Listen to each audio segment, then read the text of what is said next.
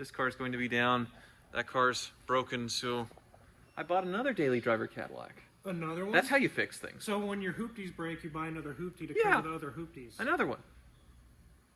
That's a good idea. Yeah, I thought so. Welcome to Hoovie's Garage, the dumbest automotive channel in all of YouTube, and it's Cadillac Day here at Hoovie's Garage. You see my two finned vehicles from very different decades here, a 2011 Cadillac CTS-V wagon that is broken, and a 1949 Cadillac Fastback with these beautiful fins that is also broken. Both of these cars need to go up to the car wizards for some probably big repairs, unfortunately, and because of that, I bought another Cadillac that completely and totally works because I'm a complete idiot, but also because it was a great deal. So you're gonna come along with me today as I shuffle both of these up to the car wizards, figure out what's wrong with them, and then see the new third Cadillac that I absolutely didn't need. Now let's start with the 49, which we're driving up first. This one is the Harley Earl Icon, where it was styled after the P-38 Lightning World War II aircraft with the twin tails, and it launched the whole fin craze. But this one has a modern engine under the hood, a 500 cubic inch V8 from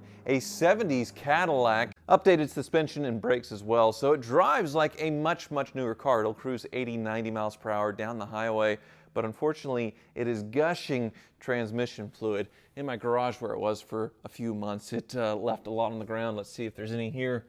Well, surprisingly not. So either it was overfilled or magically healed itself, but still there's other things to do. One thing that wasn't fixed from the last round at the car wizards, I didn't tell them to fix it, is the fuel gauge. It does not read, which would be very nice to have a working fuel gauge with this gas guzzling 500 cubic inch V8, but the leak is certainly a concern. The other car, well, it's had a noisy differential from the moment I've had it, especially on deceleration, and I need to get it fixed. In addition, this wheel, well, apparently it has a crack in it and it's allowing air to escape, so I need to get another wheel. I'm topping off the tire every 5 days or so, which is quite annoying. I also need to find some taillights for this thing because when you take it through the drive-through car wash, it'll catch on these beautiful finned taillights and, well, do that, which looks absolutely awful. But let's start with the 49 Cadillac and heading up to the car wizard. It is just so ridiculous to be cruising at speed, a high speed, so easily in a car this old. I'm kind of blocked by big rigs right now. That's what's slowing me down. I could go even faster here on the interstate as we go to the car wizards, but I think when I drive fast like this, it really accelerates the gushing that comes out of the transmission. So we'll see what it is, but this thing's very smooth. It's a windy day. We got the big rig kind of knocking the wind around, which we have a little bit more wind noise than usual, but it's an amazing car. Love that horn. Hello, wizard. Man, looking at this car just doesn't get old. I know. I could just get a chair and just sit down and just look at it all. It is a sight to behold. It's beautiful. It's wonderful to drive. I love everything about this car except for the massive transmission leak that it has right now. Uh-oh. Yes, sadly she has left a, Oh my goodness. she has left a puddle in my garage at home and then some drippings at the hangar. So it's leaking a lot of transmission fluid. I know you messed with something before, the drive shaft, something like that, right? Yeah, the drive shaft, we thought it might be actually too long for the modifications they did. We did put a new seal and it stopped it, but maybe we have to do something with the drive shaft, like shorten it by about an inch, just the angry inch. Oh, okay, well, or it could be something else. It really seemed to get bad when I came off the highway, like when I do highway driving. I took a turn and it dumped on the exhaust. There was some smoke in the cabin right when I got off. But okay. Another thing which we didn't address last time because I didn't know, the fuel gauge, it doesn't move. It doesn't move at all. It's stuck at a quarter and it's there forever. So I would love for that to work again as well. Okay. But I'll leave you to it. Feel free to look it over and get started because there's the other broken Cadillac I had to bring up too. Another one. Yes, the CTS-V. CTS-V. It's the song that never ends.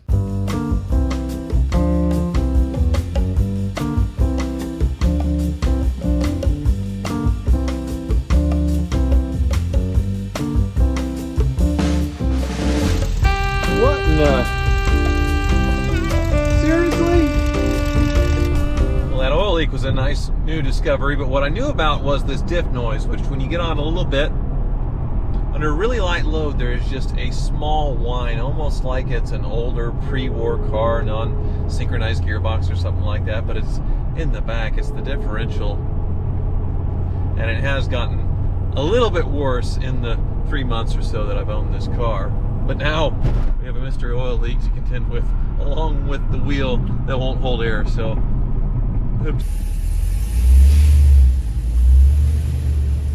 oh my wizard!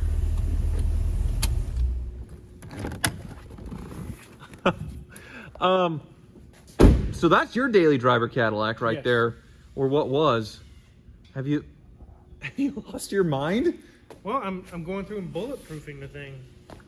Okay, so a perfectly running and driving motor, you're swapping it out with another motor just to have better head bolts? Yep. Well, the other motor had some stripped out bolts in it from somebody else that had been in there. So. I see. All right, so you've dropped the whole thing out. Now, it's been a few days since I've been up here. I was going to come right back, but then stuff popped up, so... what have you... Okay. Please don't do that to either of these cars. Well, you plugged the oil leaks on that one, right? Okay, well, this one heard it and started leaking too. But Oh, okay, of course. let's go see what you've done here first. Okay. So it was leaking from a lot of places, huh? Yeah, it had a leak right here. We put a new piece of hose. So the way they made this engine work is they kind of cobbled together pipes with hoses and various different pieces, and they were starting to leak. So we put some new hoses in and took care of that leak. All right. And then the oil pan itself was leaking. We've got a new gasket, everything. Magic Mike's got it back together. So it was leaking there as well. And then there was a third leak. Yeah, there was a side of the transmission, right? That was the big one that was gushing, huh? Yeah, there's this little governor housing here. There's this plate. It was just pouring. I'm still waiting on the gasket on that, but that will be plugged once it comes in. So it was leaking coolant, it was leaking oil, it was leaking transmission fluid. And gasoline. And gasoline, okay. Yeah, I'll from show you. where? Right here. You see that's your old fuel pump? Yeah? It's all coated and stained. So they have an electric fuel pump that was just running through that, just kind of bypassing it. Even though I don't think it ever worked. Right, you mean from like the 70s Cadillac. Yeah, right here is the pump that's actually making your engine run. I see, okay. And rather than reroute plumbing and everything to do away with the fuel pump, they just ran it through the fuel pump.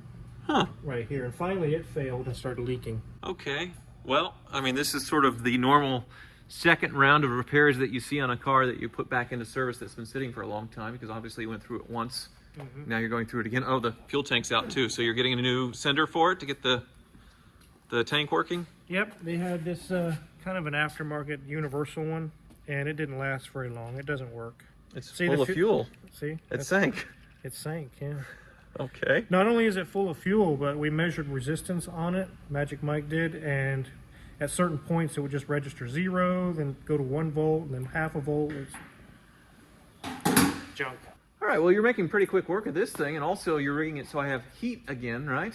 Yes, you remember last summer you thought your AC wasn't working, but it was. It's just that the heater core has no shutoff on this. They were fighting each other. Yeah, they were fighting each other. Now we need to hook up some valves and things so that when winter comes, you can change it around for winter, and in summer, you can shut off the heater core for summer. Well, that's good. It all sounds a little expensive, though. A lot of labor. And it won't be too bad, but it's not going to be $200 or $300. Well, unfortunately, this one, it has a noisy differential, which I knew about when I bought it. But now it sprung a really big oil leak. So we have Another oil leak. another one. It's been Yes. the month of oil leaks. Another one. So I guess that lift? Well, differential-wise, there's not much you can do other than replace it. I guess we could try fluid and hope, but doubtful. It just has a little bit of a whine on light acceleration and decel. So It could be sent off to be rebuilt, or just find a good salvage yard one and put it in there. yeah, I knew it was going to go down a while because of that, but I didn't expect the oil leak, which, Let's see what it is. where is it? Where are you? Oh, is it just the oil filter? It's either that. I don't really see anything else. Where was it at? In the middle of the car? Yeah. Yeah, it's splashing right here.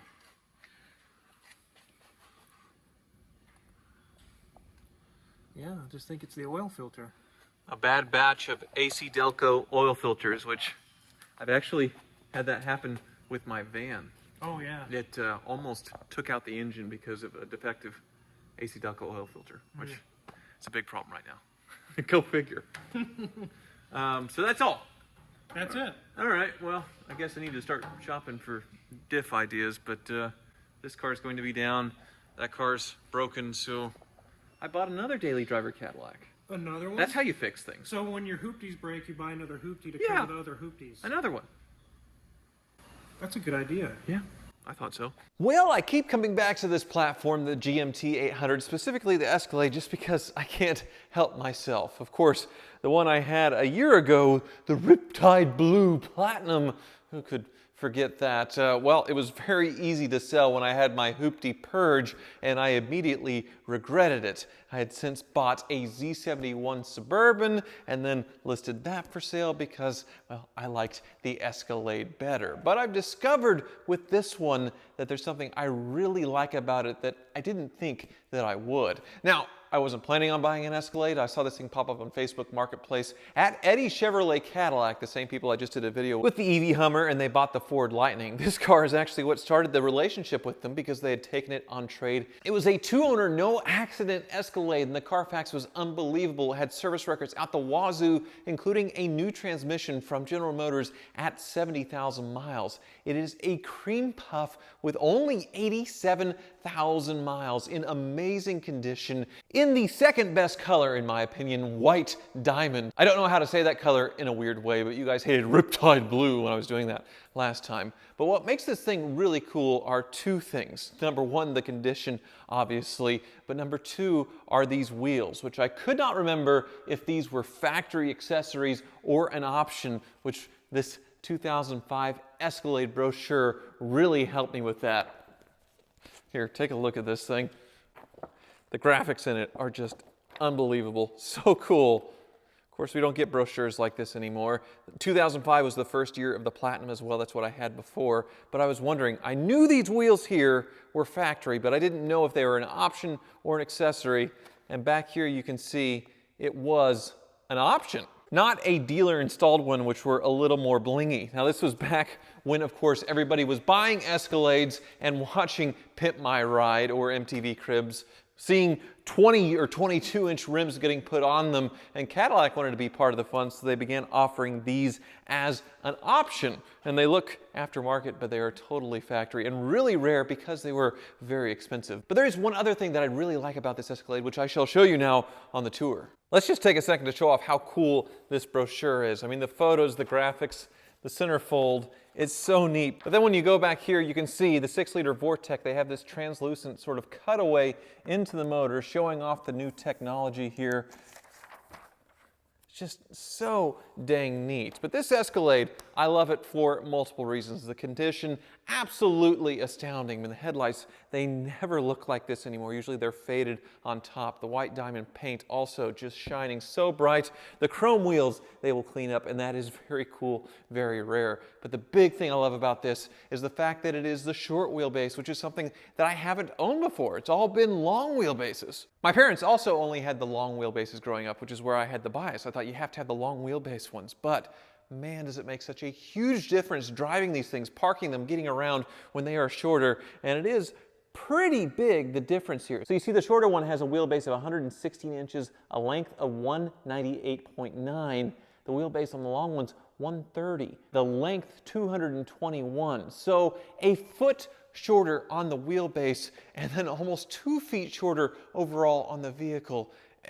It's gargantuan, the difference, and really you can feel it when you drive this thing and get around. It's so much easier, but you still get the full old school luxury experience, which is why I love these things so much and keep coming back. Now the third row, it does get, well, a little tighter, but with it folded down, you can use it. This is where you'll regret not having the 2 extra feet, but if you don't have 5 kids, it's just 2 of mine, so really no big deal. Back here, very, very nice interior-wise. Holy smokes, I mean, a little bit of cleanup, but very little wear in the leather, headliner in great shape, and it smells oh so good.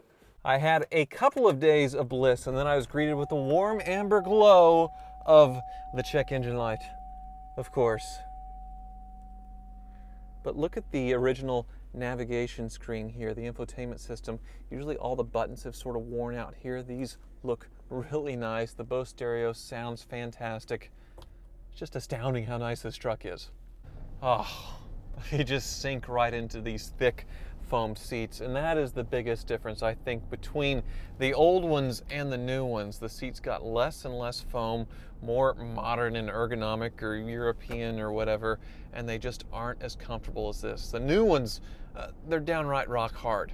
And you do give up a little bit of that suspension smoothness for looks to get those 20s on there with the factory 18s. That tire absorption is a little bit better, but still a very, very soft, comfy air ride in the rear. Just so nice. And of course, newer ones, they have mag ride control that is very good, but you have little bitty tires. 22-inch wheels, I think, are the smallest nowadays, and that gives up quite a bit of this ride quality that you look for in these old Cadillacs and these old GMT 800 trucks as well. And then the horsepower, well over 300 with the 6-liter Vortec.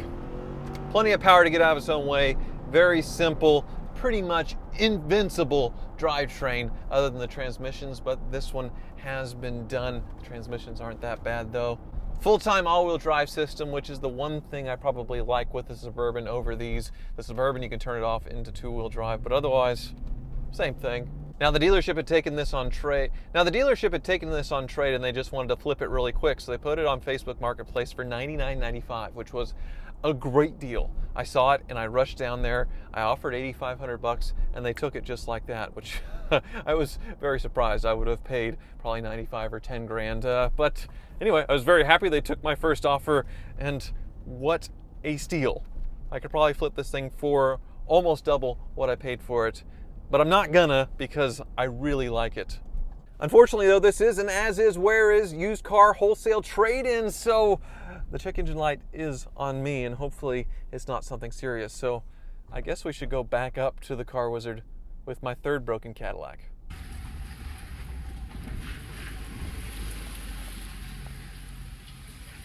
Wizard.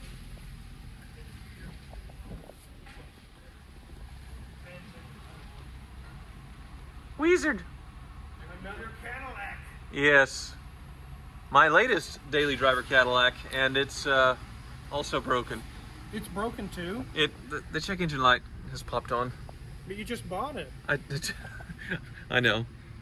So now we have 4 broken Cadillacs in the shop. What do you think of this one, Wizard? I love that Cadillac pearl white. Yes, the white diamond. This thing's garage kept, 2-owner, 88,000 miles, and the factory 20s, which are very, very rare. Oh, those are factory? Those are factory rims, yep. That didn't look, they don't look factory. No, I mean, they were trying to do something because everybody was putting aftermarket wheels on them back in the day, you know? Mm-hmm. They're very expensive, so nobody did it. Looks like some wheels you'd see on Big Ultimate Energy or something. Well, back in the day with MTV, Hit My Ride and Cribs, I mean, Yeah. It fits right in. It does. Oh my goodness, the headlights are crystal clear almost. Yeah, just a really nice garage kept example. It's a shame it already broke, but Let's find out yeah. why. Built in Texas by Texans. Arlington. Arlington. Are these yours? Those are Liam's. They're a few days old, yeah. I wish you would have told me that. A pouch, yeah. Well, you taste all kinds of things. EVAP vent control circuit. Uh-huh. That's probably, see, that's not the purge, that's the vent, that's in the back. So that's just a little EVAP vent in the back. They're known for failing. They're right by the fuel tank. Oh, the pesky evaporative emissions codes, but hopefully you can figure that one out, huh? Yeah, it's just going to be the vent in the back by the fuel tank. It's like a 10-minute job. Oh, really? So is that one a freebie? Freebie? Yeah. Well, no, the book time's like an hour, so no. No Christmas gifts here at Omega Auto Clinic, but yeah. Broken Cadillacs. There's several right here. Yeah. What a life we live, Wizard. Thank you for watching. Holy crap.